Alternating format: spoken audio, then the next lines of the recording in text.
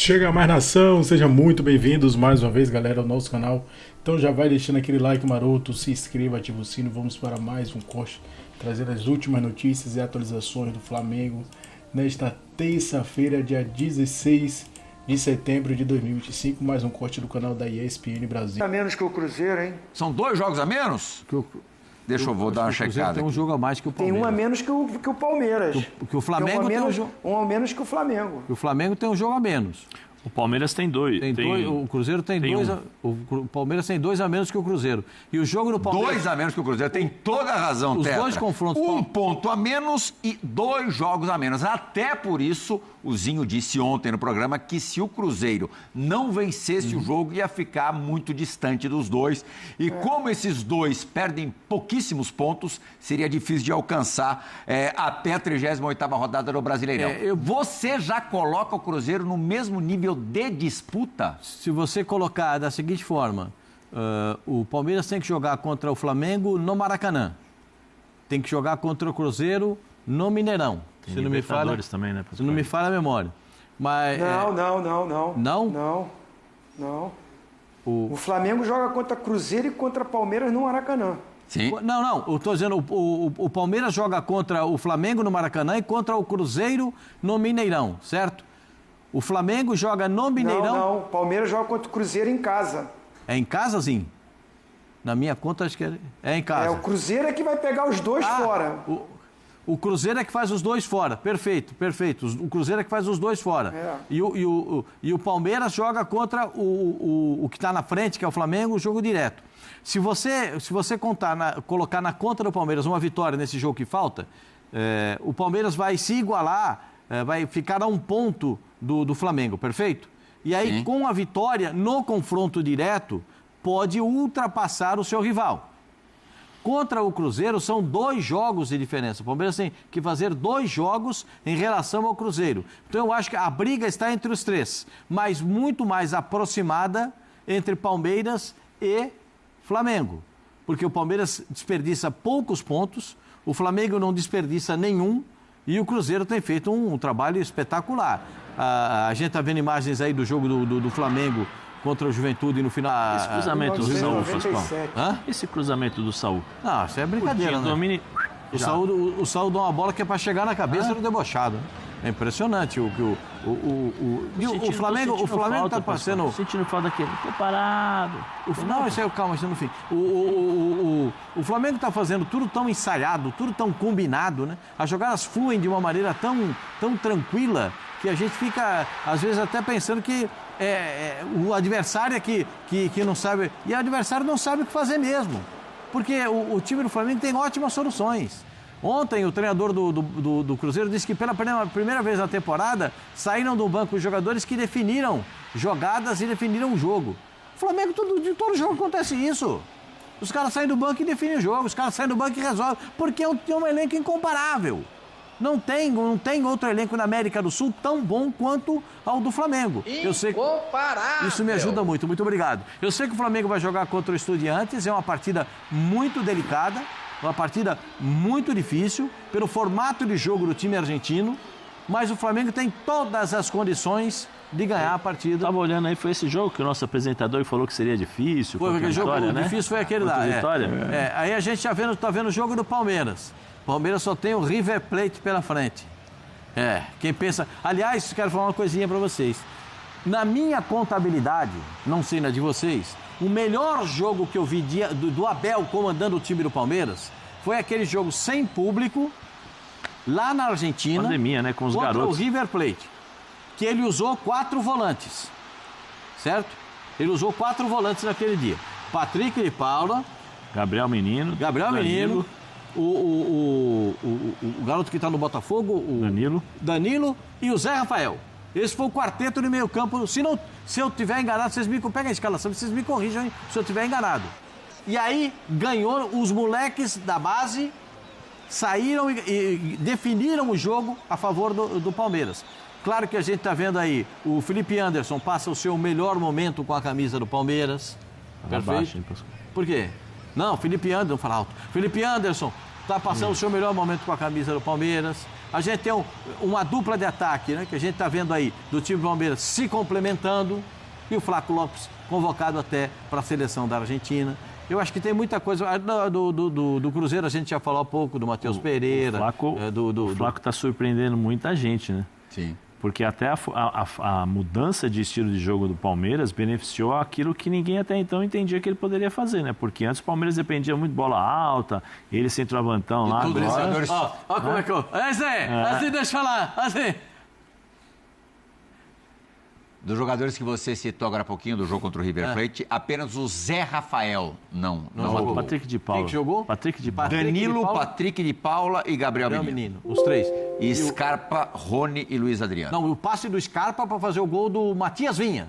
Foi passe do Scarpa para fazer o gol do Matias. Essas coisas eu lembro. Agora o jogo aqui foi... O daqui, Zé, eu tava no jogo atrás. O negócio foi... O Zé, em cada VAR rebobinava a fita uns 3 minutos. Meu Deus do céu, aqui o negócio... Aqui o cara tomou 2 remedinhos aquele embaixo da língua. Não, eu sei porque meu primo Hamilton passou mal. O Zinho tava lá, o coração dele fazia assim, ó. Ó o coração do Zinho. Pulava, ele segurava a perna e deixava voltar. Ele, o coração batendo. Foi danado aquele dia lá. Mas vamos voltar pro brasileiro. Brasileiro desse ano. Você consegue ver o Cruzeiro de verdade vislumbrando o título, Zé? Eu acho que vai brigar. Eu acho que vai brigar. Eu continuo achando que o Flamengo, depois do jogo contra o Internacional, como diria Bruno Henrique, está em outro patamar. Mudou a forma de jogar. Eles estão conseguindo jogar durante 90 minutos, com a mesma intensidade, mesma qualidade de jogo. Cruzeiro e Palmeiras, para mim, são 2 times fortíssimos. O Cruzeiro com um padrão de jogo, uma maneira de jogar, jogadores inteligentes. O que o Matheus Pereira é inteligente, o Pascoal falou sobre como ele é inteligente, a técnica dele, né? Mas a inteligência dele em se posicionar atrás dos volantes adversários, e é um espaço às vezes muito curto, né? Porque você tem muito pequeno, porque você tem a zaga também que te pressiona e te coloca dentro de um espaço ali pequeno, mesmo assim ele consegue jogar. Quando abafa, ele dá uma corridinha pro bico da área. O Romero me surpreende muito, porque o Romero está marcando e jogando, está saindo para o jogo. O Lucas Silva é inteligente, embora eu acho que o Mateuzinho é melhor que ele, mas o Mateuzinho tem que esperar, porque o Lucas está jogando bem, capitão e tal. Tem uma zaga forte, né? Mas eu acho que o Flamengo ainda tem alguns passos à frente pelo poder de decisão dos seus jogadores também. Porque às vezes quando o jogo está difícil, esses caras tecnicamente eles tiram algo do bolso, da meia, sabe? E fazem jogadas interessantíssimas. Você vê o Samuel Lino, se eu não me engano, acho que foi o segundo jogo dele. Segundo jogo ele pegou a bola, levou para trás, todo mundo achou que ele fosse devolver, ele girou o corpo, pegou com a perna esquerda, deu uma caneta, foi lá, cruzou e fez o gol. Né? Aí você tira o Samuel Lino, entra o Bruno Henrique. Quando você vê, cadê o Bruno Henrique? Já está entrando em diagonal, fazendo gol. Meio campo, Arrascaeta, o Carrascal ainda que precisa jogar um pouquinho mais... Prateleirinha acima, jogadores de uma prateleira acima. Um elenco incomparável. Tetra, o Cruzeiro tem uma diferença de Flamengo e Palmeiras que pode ser benéfica ao cabuloso, que é não ter nenhuma competição sul-americana até o final do Campeonato Brasileiro. Não tem nenhuma competição, por quê? A semifinal da Copa do Brasil só será disputada depois da 38ª rodada do Brasileirão. O quanto que isso pode ser importante para o Cruzeiro? Essa aí seria a minha fala, mas você competente como sempre também teve esse raciocínio. Eu acho que o Cruzeiro, depois que ele vence esse jogo fora de casa, não se distancia dos adversários que venceram. Porque você vai para uma rodada, fazer o último jogo da rodada, sabendo que os seus adversários já venceram e venceram bem, né? O Flamengo ganhou fora de casa, o Palmeiras ganhou bem do Inter. Coloca uma pressão maior. Você sabe que se perder esse jogo, você se distancia desses caras. E aí ganha, e um jogo, para mim, até o mais difícil dos 3. Os 3 que estão na ponta da tabela, o jogo mais complicado para mim era o do Cruzeiro, contra o Bahia fora de casa. E ele vence, da maneira que venceu. Então traz sim, o treinador diz, não sei, acho que para campeão ainda não dá, mas uma vitória dessa, você acha que o torcedor cruzeirense, que os jogadores no elenco não estão pensando como nós dois? Semifinal da Copa do Brasil é só depois do campeonato. Agora é força total, foco total só no brasileiro. e a decisão vai ser muito nos confrontos diretos. Se o Cruzeiro for bem sucedido nos jogos contra Flamengo e contra Palmeiras, a chance dele aumenta. Ele não é o grande favorito. Acho que Palmeiras e Flamengo estão pelos pontos, pelo desempenho que tem dessas equipes. Uma, tecnicamente, que é o Flamengo, e a outra, sólida, confiável, que é o Palmeiras, né? Eu costumo dizer isso. O Pascoal fala que o Flamengo é incomparável e eu acho que o Palmeiras é confiável. Então, esses dois, nas suas características, para mim, são os favoritos. Mas acho que o Cruzeiro entrou nesse páreo, entrou nessa briga, e você tem razão, Plihal. Sem ter a Copa do Brasil, que mudou, né? Mudou a tabela. Não era assim. Houve uma mudança, chiadeira, principalmente do lado do Flamengo, né? Porque mudou esse calendário, e aí a Copa do Brasil foi para depois do campeonato, e todos os jogos do Brasileirão vão acontecer aí, e a Libertadores está para Palmeiras e para Flamengo. E está numa reta final, decisiva. Por mais que a diretoria do Flamengo, o próprio Felipe Luiz fala, a prioridade é o Brasileirão. Quem vai abrir mão da Libertadores? Você passando agora, esse já está numa semifinal. O caminho do Flamengo eu acho até mais viável que o do Palmeiras. O lado do Palmeiras, passando pelo River, que tem uma tradição, pode pegar o São Paulo ou a LDU na altitude.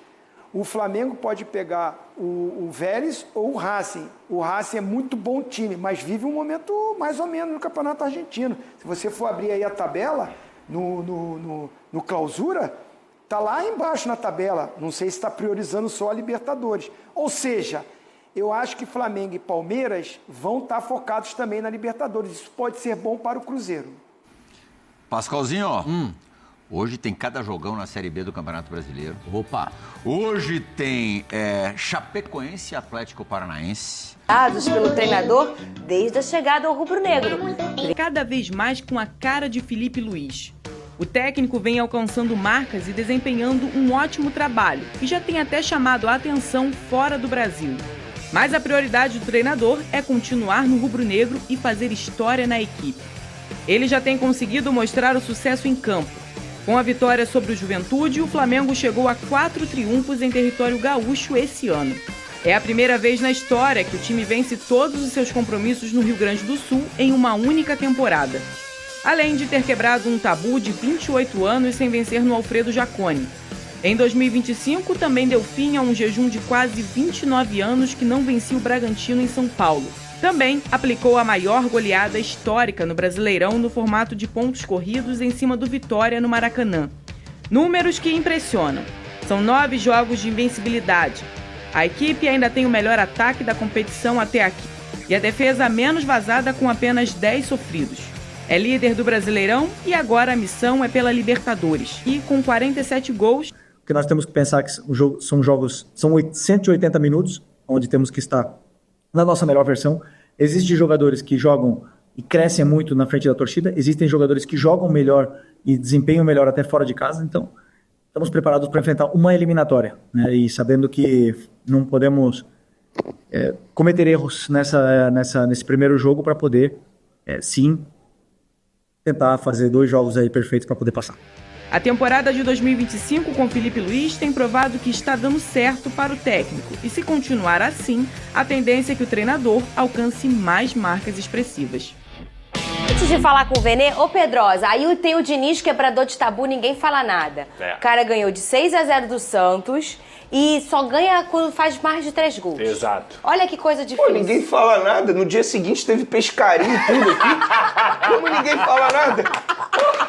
Pô, que isso, cara? A gente tem que quebrar a plateia nesse programa. Não é? É uma Lucas? batalha. É uma batalha muito diária, Tartar. Diária. Uma luta, árdua. né? Uma pena que o Real Madrid não veio buscar o Felipe Luiz. Mas isso é no mundo, né? É só mesmo? aqui, né? É. No mundo. É mesmo. É no mundo, Tartar. É no mundo. Isso mostra a grandeza, então, né? Não é à toa que eles estão querendo ter a ONU agora, né? Então, negócio de voto, é isso aí. Falar nisso, o Felipe Luiz falou sobre a proposta recebida pelo Fenerbahçe da Turquia, mas ele já não aceitou. E ele contou por que ele não aceitou. Cadê? Bom, primeiro, que quando ligam outros clubes interessados, isso me deixa, não posso mentir, me deixa feliz, porque eu vejo que existe um reconhecimento é no nosso trabalho e no que está sendo feito no dia a dia, né? Mas não é o momento. Não era o momento. Eu sei o meu objetivo, tenho claríssimo, tenho traçado tudo o que eu quero para minha vida, para minha carreira, e não era o momento. E também, obviamente, que eu tenho um compromisso com esses jogadores, com o clube, e eu pretendo honrar. Agora, é bom lembrar, o Vene, ele é um cara dessa nova geração super estudioso, né? Um cara super disciplinado.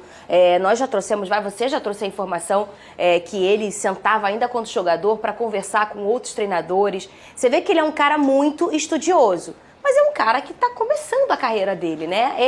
Ele é jovem e a carreira dele começa como profissional no Flamengo, né, Vene Casagrande? Inclusive, ele está muito próximo de completar 1 ano à frente do comando do Flamengo no time profissional, porque ele assumiu em setembro do ano passado. E ele continua fazendo isso que você acabou de mencionar, de conversar com treinadores. Só que dessa vez ele não senta à mesa, ele entra em contato, fica numa call com treinadores estrangeiros conversando sobre futebol. É um cara que é super curioso para poder evoluir e aprender cada vez mais. Inclusive, ele tem requisitos para quebrar um paradigma de técnico brasileiro na Europa. A gente tem poucos treinadores que assumiram aí grandes clubes na Europa. Por exemplo, Filipão assumiu o Chelsea num determinado momento, Vanderlei Luxemburgo, Real Madrid. Eu confesso que eu não consigo lembrar de outros nomes aqui. Não. O Tite não. O Tite ficou esperando, tentou, esperando e nada apareceu para ele. Então, o Felipe Luiz, ele tem requisitos para isso. Por que ele tem requisitos? Primeiro, ele fala várias línguas. Isso é extremamente importante. Inclusive, acho que,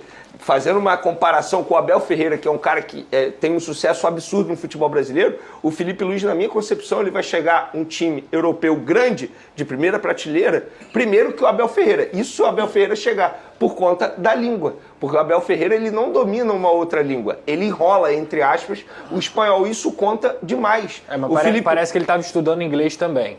Pensando ele até nisso. falou na coletiva, na Copa do Mundo, em inglês. Mas é totalmente diferente. Ele está aprendendo. O Felipe Luiz, ele já domina. Tanto é que nas entrevistas coletivas ele responde em várias línguas. Isso é um ponto que pesa a favor dele. Outro ponto que pesa a favor, a história que ele tem lá na Europa. Ele é um cara que todo mundo conhece. Embora ele seja brasileiro, mas assim, ele foi transformado num jogador europeu, ele tem pensamento de jogador europeu. Então eu acho que assim, com o passar do tempo, ele vai conseguir chegar lá. E eu acho que, eu quero que ele fique no Flamengo, mas pensando, analisando todo o cenário, ele tomou a decisão extremamente correta nesse momento. O que o Fenerbahçe iria oferecer para ele que o Flamengo não pode oferecer para ele agora? Vamos lá, brigar por títulos? Eu acho que o Flamengo oferece muito mais. Sim. Um bom salário? O Flamengo oferece. Estrutura? O Flamengo oferece. Tudo isso, qualidade o Flamengo, de vida, qualidade de vida. Mas também envolve isso, a vida pessoal. Tanto é que ele falou ali que ele tem um planejamento para a carreira dele. O planejamento é voltar para a Europa. A esposa dele é espanhola, por exemplo. Lembro na ocasião, quando o Flamengo o escolheu para assumir a vaga do Tite, uma pessoa da época da diretoria falou: Vene, é questão de tempo, Felipe Luiz ele vai voltar para a Europa. Ele tem isso como planejamento para a vida dele. Agora, quem tem que saber qual é a hora certa é ele próprio. Se ele assumisse essa proposta, quem sou eu para criticar? Mas analisando todo o cenário, acho que ele tomou a decisão extremamente correta. Porque assim, ele tem potencial para superar a história do Jorge Jesus no Flamengo. Supondo que ele vença Libertadores e Brasileiro esse ano, o que não é nenhum absurdo. Inclusive, na minha concepção, o Flamengo é favorito nas duas competições. E aí ele renova o contrato dele, fica mais um ano, conquista mais títulos. Para mim, ele superou o Jorge Jesus. E aí ele pode ir para a Europa e almejar algo maior para ele. E também quem sabe muito das coisas é Papai do Céu, hein, Tartar? E aí a gente olha, o Pedrosa, a história do Felipe Luiz e tem muito da competência, do talento, que ele é muito talentoso, né? E tem muito também das coisas acontecerem na hora certa, Pedrosa. Sim. Porque ele é um treinador jovem, que não tinha nenhuma experiência num time profissional, não tinha. Ele trabalhou na base e ganhou o Mundial pela competência dele. Mas ele já chega no Flamengo, no momento em que o Flamengo brigava por um título. Ele ganha esse título, muito da competência dele. Falamos aqui que ele ganha no jogo da prancheta, na expulsão do Flamengo e tudo mais. E depois ele imprime uma temporada num time do tamanho do Flamengo, que briga por títulos, mas é um time em que ele conhece todo mundo, que ele conhece a base, que ele conhece os problemas, as soluções, a cultura do local, a cultura dos jogadores e muitos jogadores que até jogaram com ele em algum momento na história do Flamengo. Então acho que tem a competência dele, mas por ele ser um novato, que ele é um novato, tem também a sorte dele estar trabalhando em casa, Lucas Pedrosa. Com certeza. Ontem eu vi até essa comparação, o Ancelotinho com o Felipe Luiz. São contextos completamente diferentes, são coisas completamente diferentes. Por quê? O Felipe Luiz ele já era um treinador que era muito respeitado quando era atleta, digamos assim. Os jogadores, quando falavam sobre ele, já falavam, cara, o Felipe vai ser treinador com certeza. O Felipe é um cara que ele vai ter uma longevidade, digamos assim, no pós-carreira, porque ele é um cara que entende muito de futebol. Muitas vezes ele orienta até os próprios atletas dentro do campo. Então eu acho que todo esse contexto de ter sido campeão, de ter sido ídolo do Flamengo, de ter começado no 17, passado pelo 20, de ter chegado ao profissional com todo o respeito que ele já tinha acumulado, ajudou o Felipe, que é um estudioso da bola, a dar certo no Flamengo. Porque pra mim, cara, assim, pro torcedor rubro-negro, pro Flamengo, seria muito interessante se o Felipe Luiz conseguisse fazer uma dinastia, que é como o Abel Ferreira fez no Palmeiras, ficar 5 anos aqui e ganhar tudo que tivesse que ganhar, porque ele tem capacidade para isso, ele tem capacidade para colocar o Flamengo como essa potência na América do Sul. Agora, sobre voltar para a Europa, só para dar um exemplo, ele ia substituir o José Mourinho lá no Fenerbahçe, é o cara que estava lá e a gente está falando aqui de um dos maiores técnicos da história.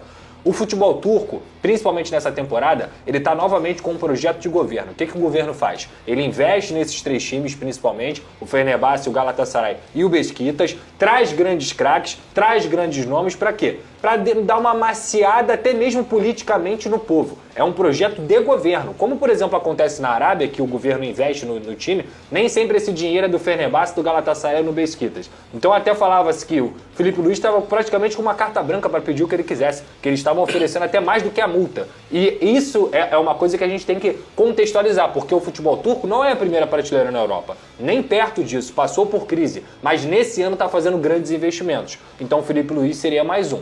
Mas eu acho que para a carreira dele o melhor é continuar no Flamengo. Hoje o Flamengo dá mais condições e visibilidade para o Felipe Luiz do que o Fenerbahçe, com certeza. Por exemplo, eu acho que ele pode seguir os passos que o Kompany está seguindo. O Kompany hoje é treinador do Bayern, que inclusive venceu o Flamengo. Por exemplo, ele começou num time lá da Bélgica, país dele, passou por boas temporadas, foi para um time inglês, que é o Burnley, ficou lá 2 temporadas, se destacou e hoje está num clube da primeira prateleira da Europa. Eu acho que o Felipe Luiz ele pode seguir esse espaço. Ele vai ter sucesso aqui no Flamengo, já está tendo, na minha concepção, independentemente se ganhar ou não os títulos dessa temporada. Para mim, ele já está mostrando que vai ser um grande treinador no futuro e aí ele pode assumir depois uma outra equipe no futebol inglês. Enfim, quem sou eu para administrar o futuro do Felipe Luiz? Eu só acho que nesse momento, se ele tomasse essa decisão de ir para o futebol turco, eu acho que seria totalmente errado, embora, como o Pedrosa mencionou, ele teria uma carta branca. Mas enfim, é futebol turco. Sem nação, ficamos por aqui. Esse foi mais um corte, sempre trazendo conteúdos diários para vocês sobre o Flamengo. Então deixa aquele like,